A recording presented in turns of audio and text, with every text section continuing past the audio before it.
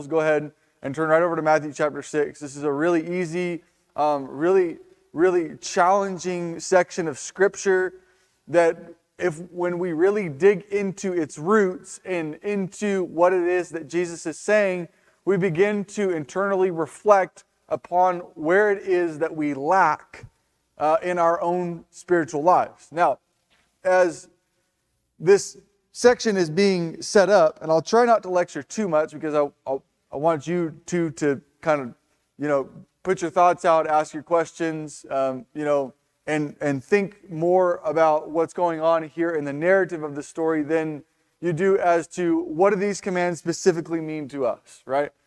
What does the narrative tell us we need to do, right? What is the narrative, the story of Jesus from Matthew chapter 1 to Matthew chapter 28 try to tell us about how we should look at Jesus and live our life, right? So let's start all the way back at the beginning of chapter 5, because in order to understand where we're going to go into in chapter 6, chapter 5 is a crucial point. Now, even before that, we know that Jesus has been tempted, right? He'd gone into the wilderness, he'd been tempted, he's starting his ministry in Galilee, and then chapter 5 comes around. And he's he's standing. He sees the crowds that are following, right? Matthew chapter 5, verse 1. And he stands up and he begins with these, what we call the Beatitudes or the blessings, right? These statements that characterize the people that are sitting within the audience or the crowd of people that are listening. And as he moves down, he begins to get really personal. Because think about this. If you had grown up in Judaism, anybody know anything about Judaism? Not really. When you were a Jew, when you were born, if you were born into Judaism, you practiced synagogue, you read Scripture, you went to temple every year. I mean, your life was fully ingrained in the practices of monotheistic worship, which was contrast to the world that the Jews were living in. So, when these religious teachers arise and begin to give their interpretation or their understanding of what a commandment meant, then the people would follow that understanding. In fact, there was a book. Have you guys ever heard of the Mishnah? Anybody ever heard? No, not that book. It's a Jewish book. It's really thick. I don't know how thick, but it holds all 613 laws from the law, right? From the first 5 books of the Bible, it takes those 613 laws, puts them in a book, and then each interpretation of that passage is given by some kind of Jewish religious teacher, right? And so you have these different interpretations and these different understandings of how one is to conduct themselves. Now, a good example of this is going over to Matthew chapter 15 or Matthew chapter 12. It's one of those two, where the Pharisees asked Jesus, "Why do your disciples not wash their hands before they eat?" Now that is referencing an Old Testament law that has to do with Levitical priests in the temple washing their hands before they partook in the sacrifice, right? Had nothing to do with the common man, but had everything to do with the Levites within the temple. Okay, so they're taking these laws. Now, chapter 5 deals with these laws in large sections, right? He says, "You have heard it said, but I say to you. You have heard it said, but I say to you." Right? Let's get to the heart of this problem. Let's get to the heart of what we're dealing with here, right? You have heard it said, "You shall not commit murder," right? But then what does Jesus tell them? Something in complete contrast. Something to try to get them to think about what it is they're actually following, right? And so as you work through the Sermon on the Mount and you see what it is that Jesus is saying, we get to chapter 5, verse 20, and what does he tell them? That unless your righteousness exceeds that of the scribes and Pharisees, you will not likewise enter the kingdom of heaven. We're in Matthew. We're in Matthew chapter 5. Yep, we're working down to Matthew chapter 6, if you didn't know where we were. So 5 verse 20 is kind of the key theme or idea of what I would say in the Sermon on the Mount, right? Unless your righteousness exceeds that of the scribes and the Pharisees, you will not likewise enter into the kingdom of heaven. So what does their righteousness look like? What do they look, ultimately, how do they look, and how do we exceed that, right? Chapter 6 comes in. Would somebody tell me, chapter 6, verse 1, what does Jesus tell his audience?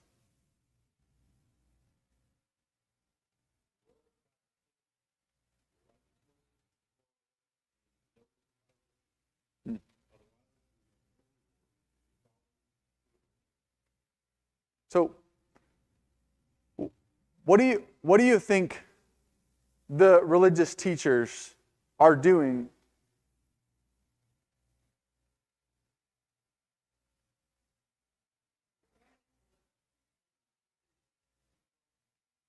Right, they're trying to impress a people, right? They're trying to say, look at me, look how holy I am, look how righteous I am. You know, you go over to chapter 3, which we're going to discuss later in the sermon. Matthew chapter 23 deals with this problem, and Jesus calls them out. He says they broaden their phylacteries and they tie up heavy burdens on people, right? And they seat themselves in the chair of Moses, but they don't practice what they preach. So, all throughout this book, I mean, Matthew kind of picks on the teachings of the Pharisees and shows them in contrast to the teachings of Jesus. So he says, beware of practicing your righteousness. Now, what are some practices of righteousness?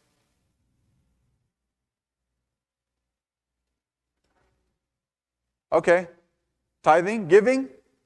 Okay. What else? What's another practice of righteousness or signal or... Okay. What?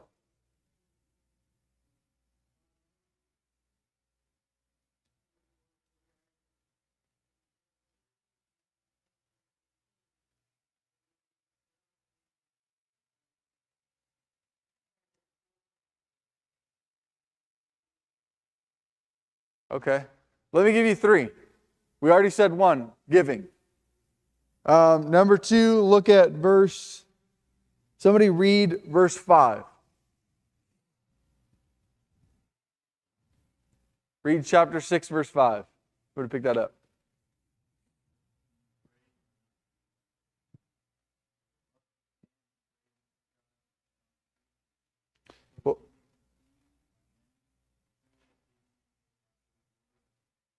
What was that? What was that, Ben? When you what? When you pray, right? When you give, when you pray. And then look at the last one, verse 16. He says, when you fast, which is not something that we practice completely for religious or spiritual reasons. At least not that I've heard of, and I've never heard it pushed before. Maybe for health reasons, intermittent fasting. But he's laying the framework for what it is that he wants the people that are sitting there that have been listening to the Pharisees. He's laying out what he wants them to grasp. Look, when you pray, don't be like the hypocrites, man. Don't go stand out there and raise your hands and lift your, don't do that. Because you're doing it for the wrong reasons. They're doing it for the wrong reasons. And if you do what they do, you're doing it for the wrong reasons. When you give, look, don't let your right hand know what your left hand's doing. Just give. It doesn't matter what people see or don't see. It doesn't matter what people think of what you're doing, right? So ultimately, what's driving these changes here is and I need to say this, because Christianity is not a religion of recognition. In fact, it's not about religion at all. I would say that it's more so about the relationship between you and God than it ever is about worship. It's about how you build and how you come together with the body in order to make your connection with God. So what Jesus is pushing is relationship type of deals. The relationship, not the religion, is the change agent. The relationship is the change agent. My relationship with Jesus causes me to do things that I wouldn't normally do. It makes me uncomfortable. I read something in Scripture and I'm like, I don't know about that. Are you sure? Are you sure you're supposed to? Am I reading this right? Like, and then I call a couple friends. Am I reading this scripture right? I have to do that? I don't know. But it makes me uncomfortable, right? Because I want to obey. I want to do what Jesus wants me to do. I don't want to disobey. Yeah, I have my faults. I'm human. I disobey. I do some things wrong, but I want to do what He wants me to do. And I want to live how He wants me to live. And if he's telling me, and it's like He's lessening the burdens that the Pharisees have placed on them in chapter 6, right? You don't have to do what they do. You don't have to do what people do. You don't have to look at other people and say, I'm going to do that. You just have to look at God and say, I want to be like that. I want to live like that. Yeah, I'm going to fail. I'm going to mess up. I'm going to make mistakes. So, let's really quick. So, in 4 parts, I could tell you how to see the Sermon on the Mount in a way that will help you understand what it is that Jesus is driving home. And I wrote this down because I thought that it was helpful to me. This passage has the Greek word poieo, which just means do, right? And in cases of not doing and doing, right? But the word do is littered throughout this Sermon on the Mount and throughout the entire book. And so what I began to see when I was looking at this was what Jesus is telling them to do, and what he's wanting from them is what He begins to say in chapter 5, verse 1 through 48. Do it from the heart, right?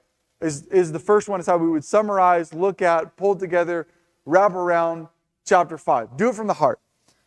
Chapter 6, the first half, 1 through 16, do it unseen, right? We don't need to do it for people, right? We just do it unseen, right? Number 3 is the latter half of chapter 6.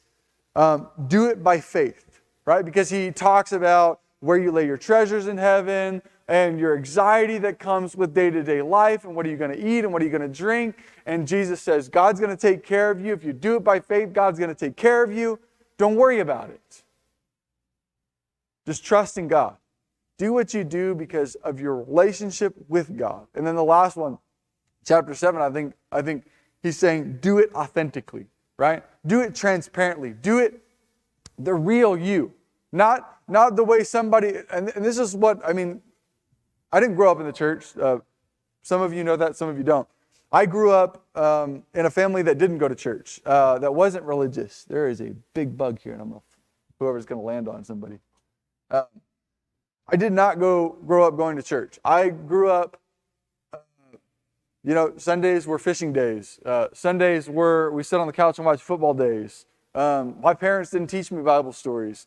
My parents didn't want anything to do with religion because of their prior bad experiences with religion. And so they stepped away from that when they got out of their house, just like a lot of people. And they didn't take us to church. And so it wasn't until I met my wife, I don't think she's in here, that she was like, hey, you should come to church. And I'm like, church, no. That I began to attend regularly, right? And so I am learning. One of the things that I found and that I saw and that I knew without a shadow of a doubt in my mind I did not want to be like was I didn't want to fake it. I didn't want to fake my Christianity. I wanted to fail, and if I failed, I wanted to fail out loud. And if I succeeded, I wanted to succeed out loud. I didn't want to fail in private and have this image of myself like, this guy, he's perfect, right? Look at him. He's such a good Christian. He stands tall. He doesn't make mistakes. I didn't want to be that guy because I knew who I was. And I knew that if I didn't do this, and this is why it took me so long to actually commit to Jesus. This is why it took me so long to actually be baptized into Christ, because I didn't want to make a commitment and then be fake about it. And that's where this passage brings controversy for me. Is that when I look at this, I a lot of times, even though I say I try to not do that, I find myself in the same place. Like, why am I doing this? Why am I thinking this way? Why am I teaching this way? And what's the purpose of this? And then did I just do that to please people? I hope I didn't. And then you start to realize, what's it all worth? For who? For what? And the fact of the matter is, I'm not even doing it for God. I'm doing it so I don't get judged, written off, written up, marked off. I don't want to be that. I want to say what I want to say, and I want to be authentic, and I want to discuss, and I want to talk, and it's what I think Christians, disciples of Jesus, should be. Authentic, loving, caring, people who are all looking for the right way. You get what I'm saying? We're looking for the right way. Doesn't mean we have it all figured out. Doesn't mean we've got all our ducks in a row, because that doesn't happen in life. You think you got them, but maybe you don't. Something comes up, you realize, oh, whoa, hey, wait a minute here. I need to check myself if I think I've got it all right. So, as you move through chapter 6, just pay attention to what he's saying. He says, don't pray so that you be noticed by men. Don't give so that you be noticed by men, right? Don't fast, right? When you fast, don't put on a gloomy face. That's like saying, you could, look at me, look how dirty I am. Can you imagine if we came to church like that? Look, I'm so holy. Look how, I went and rolled around in the dirt in the church parking lot before I came in here. I'm fasting. Did you notice? It'd be kind of weird, right? Or if you're as people are coming in, you're just I want to make sure that everybody knows I'm spiritual today, so I'm gonna just, right here, I'm praying to God, and as people walk, you know how weird that would be? That's strange. But what if you did? What if you were in the instance where you were struggling with your prayer life? Because I know that I'm not the only one, and I'm a preacher. I'm not the only one that struggles with my prayer life. I talk to people all the time, struggle with their prayer life. How do you stay consistent? How do you stay disciplined? How do you do this? How do you do that? Well, I didn't know what discipline was for the first 27 years of my life. I had no idea. It was something in my mind that had not clicked. And then when I turned about 27, I thought, I had to get my act together. I had to figure out some daily routines. I had to figure out, I was just doing things on a whim. I sat there, I was like, oh man, I forgot to pray. All right. I forgot to study my Bible. It could have been 4 in the afternoon, 6 at night. It could have been 3 or 4 days spread that I didn't pray. Month spread that I really didn't study my Bible for me. Right? And then 27 hits, and I go to my parents' or my grandparents' house in Orville, California, and I step on this is what changed my perspective on discipline. I had no idea what it was. Nobody could teach it to me. I tried to grasp the concept, but I like to go through the school hard knocks. That's where I'm at in life. So I go up to my grandparents' house November 2021 to go see them because they're old and COVID's happening and they haven't been around people for a year. And we go up there and I step on their scale thinking, yeah, I've lost some weight. Stepped on the scale at almost 290 pounds. And I went, nope, that scale's wrong. So I did it again, stepped on there, about the same. Okay, all right, when I get home, I'm going to check it again because there's something wrong with the scale. It keeps telling me I'm heavier than I am. I know I'm not that heavy. I know that's not what I'm at. So I went home, stepped on the scale. Guess what it was? About 290. You got to be kidding me. And I looked in the mirror. I was like, man, I don't look 290. I look fine. I look good. And then I started telling myself, okay, you got to fix this. So how do you start to fix the problem, right? How do you start to fix? So I created a daily routine. So every day I got up at 7 o'clock in the morning and I had my cup of coffee and then I went to the gym. And then I added more into that. I got up at 7 o'clock, I had a cup of coffee, I brushed my teeth, I took my pre-workout, I went to the gym, right? And I started to create this discipline in my life. I don't have a choice. If I keep going down the road I'm going, I'm not going to live very long. I'm not going to be able to run around with my kids or my grandkids. I'm going to be in a hospital somewhere. This is what I'm thinking in my mind. So the discipline aspect for my physical fitness came in when I realized I had a problem. And if we don't look internally, often we won't realize the problems we have in our own spiritual life. If we don't look internally and say, okay, where am I lacking? Where am I lacking? What am I deceived or is there some kind of deception in my life that I'm not realizing, that I'm not looking at? Right? So you look internally and you say, okay, what do I need to change? What needs to change? We would talk about discipline in doing acts of righteousness. It's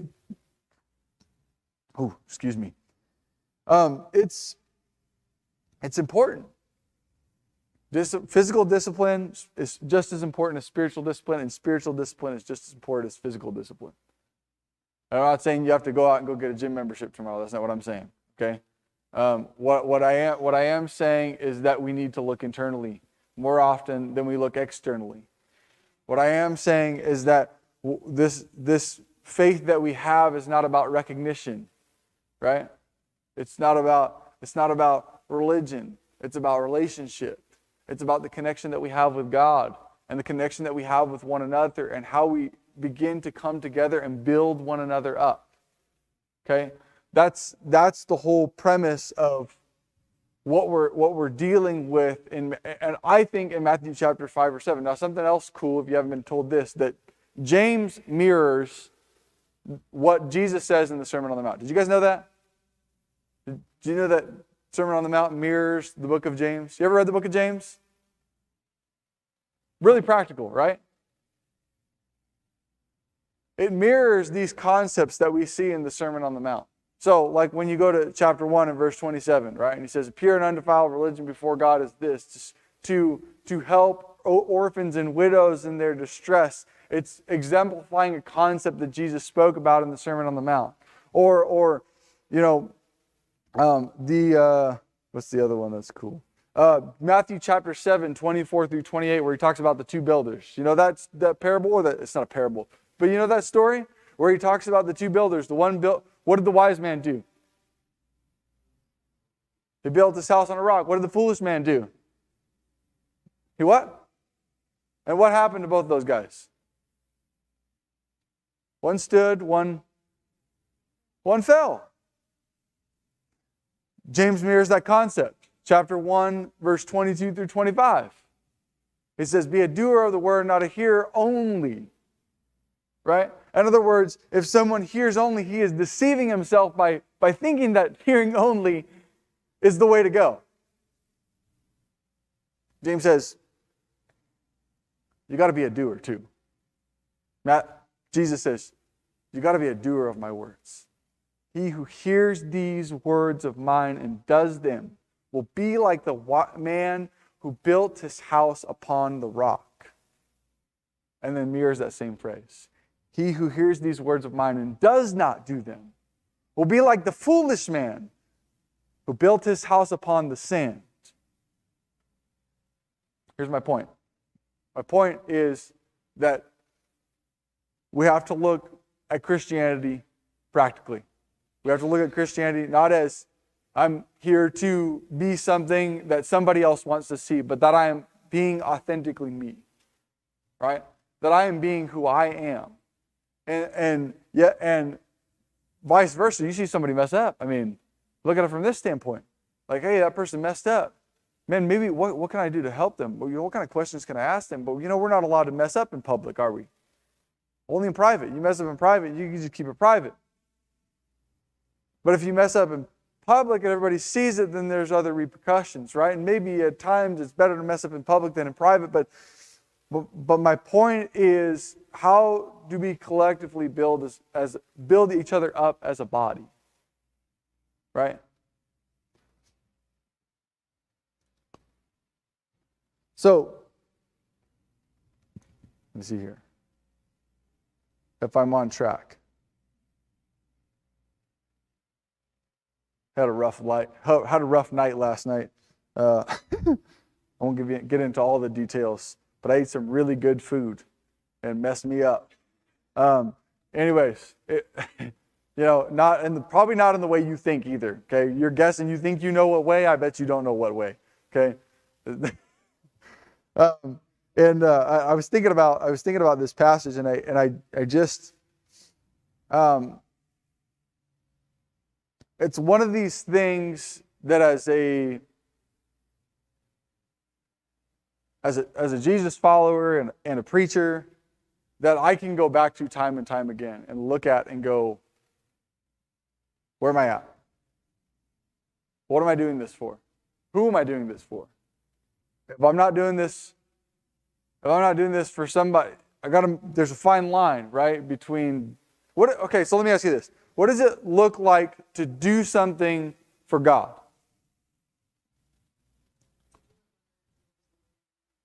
Okay. What? Integrity? Okay. What else? What do you think? Intentional. Integrity, intentional. I like the eyes. Let's keep that going. When we do something for God, yes, it's intentional. Yes, it's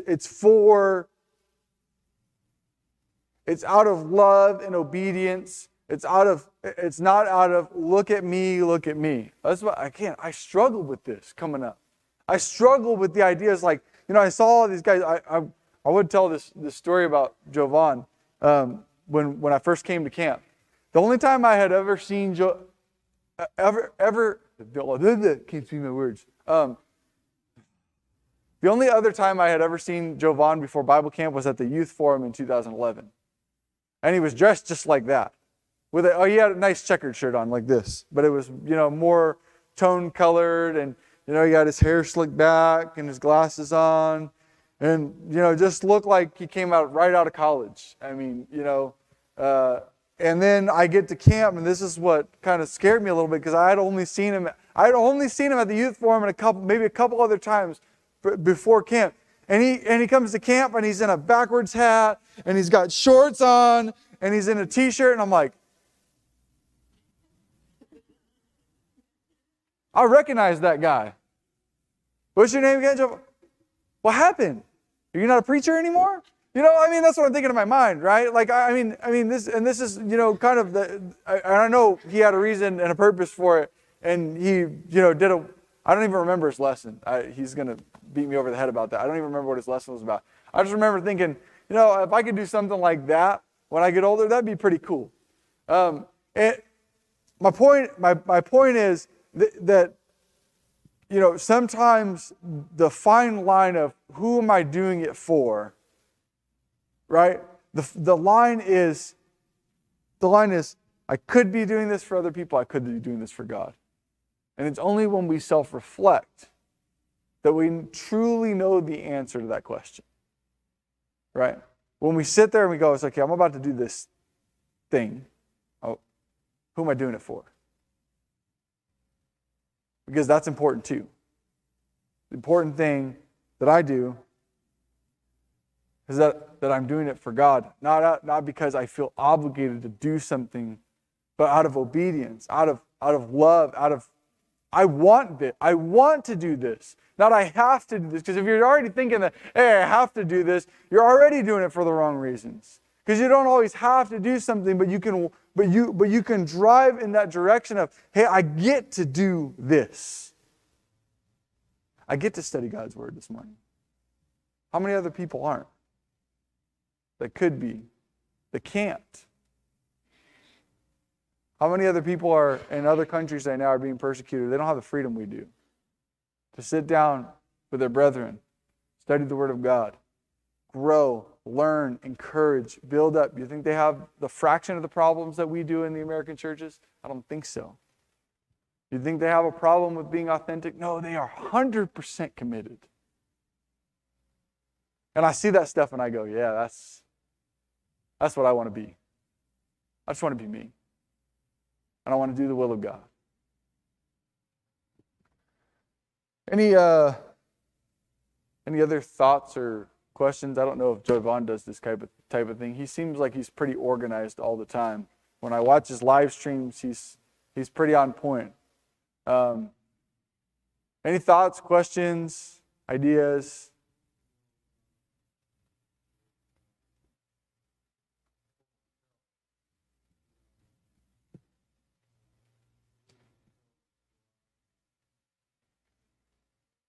Mm-hmm. Yeah.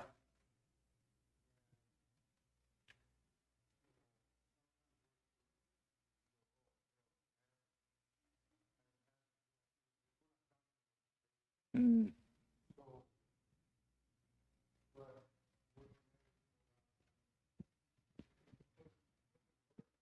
Yeah.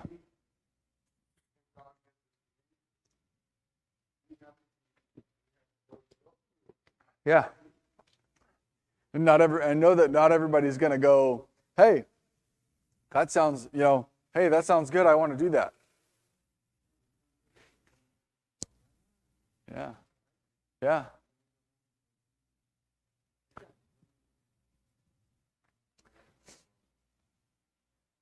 Yeah. Yeah, it's hard getting people to buy into it, The way I look at it is if I build relationships and I essentially help to transfer those to God, then I'm doing what I'm supposed to do. Does that make sense? Like I'm not wanting to persuade or deceive or whatever you want to call it. I'm trying to help someone trust in Jesus so that they can be with him for eternity. And then the rest is on them. What they do in their next steps is completely upon them and is between them and God. And I just want to help. That's where I'm at. How can I help? What can I do? I got to push somebody. I got pushed into baptism way too many times when I was coming up in the church to ever try to do that to somebody else. Why haven't you been baptized yet? What? Why haven't you been? I don't like that question. and I don't pose it to other people. So, I mean, yeah, you just, like I said, I'll give you another one. When I came out of preaching school, I mean, I was dying for a method. This could be or not be on topic, but I was dying for a method to study Scripture with people. I mean, I was looking. I want to know. I want to find something that works, right? Kind of like, like the infomercials you see. This works, or ShamWow. I want to find something that works. So I'm looking and I'm digging and I'm reaching out to people and I'm like, I need to find something I can sit down with people and it's easy. It's easy for me and I can remember all the things and I can persuade them and then we can get them in the water. This is when I came right out of preaching school. We were right out. And I'm not knocking anybody, but I tried a couple different things. And I tried, on the second try, I got a hold of a guy that lives in the South, and he had these packets, and he did this seminar, and he was telling people he had a 90% retention rate. I thought, wow, that's pretty good. I want to try it. So we brought him out for a seminar, got the packets, the booklets, everything we needed, and I went to work. I mean, within that week, I had 10 or 12 Bible studies set up for the next 2 weeks. And guess what I went? 3 of 12. Now, if that doesn't get to your head, I don't know what does. You're sitting there, you're going, man, what did I do wrong? Right? What did I do wrong? How did I approach this wrong? And then I realized, well, it's California too.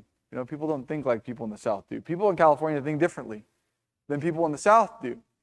And so I've done that several other times, the method thing, but when in reality, I just need to help people trust Jesus. So what are the most important things that people need to hear in order to trust Jesus? What are the most important things? And how can I do it without sounding like I'm trying to sell them something? I mean, you are, but you're not. You know what I'm saying? You're selling, but you're not selling.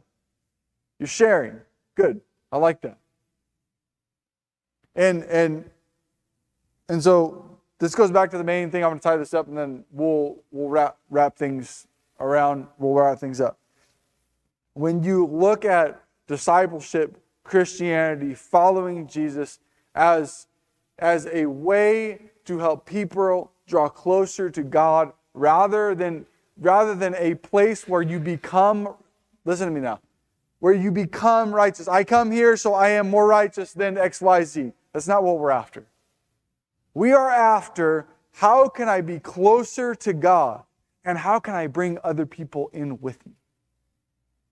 It's not a religion of recognition. It's not a religion at all. It's a relationship. Any other thoughts, questions? We will, do you close with a word of prayer normally? Or, okay.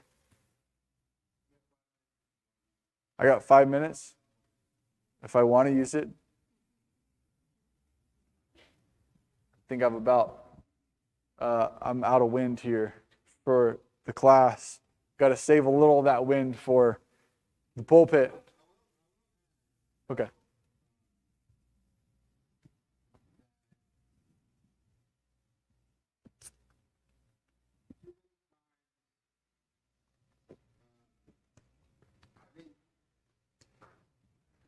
It's my perception. I don't know how people feel. It's my perception that sometimes we think other people at church have it more together than we do. And that they'll never understand me being struggling with something. Yeah. And if we can lessen that misconception, because we all have stuff. Yeah. And sometimes we've been encouraged that some of our stuff's okay. That's just you. Yeah. But Jesus came to save all of us, every bit of us. Mm-hmm. And that means we have to learn to be about church and everything. Absolutely. And that's hard. Because, some sins are more obvious than others. Right. Some struggles are more challenging than others. I just appreciate what you're saying because what we need to work on is our why. Yep. What is our why? Mm-hmm. Why am I here? Figure that out. Important part of what we're doing in Christian. We'll grow more. We'll be more connected. Yeah. That's good. Thanks for teaching my class for me.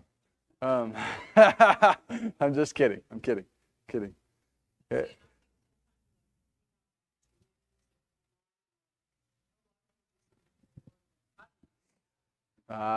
Yeah. That was.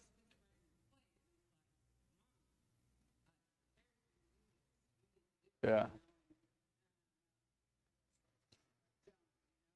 Yep. That's where I find myself in Jonah's shoes a lot more than I'd like to. Here, do this. No, I'm good. Come on. Just do it. Okay, something bad's going to happen if you don't. You're not going to like where you at if you go. So,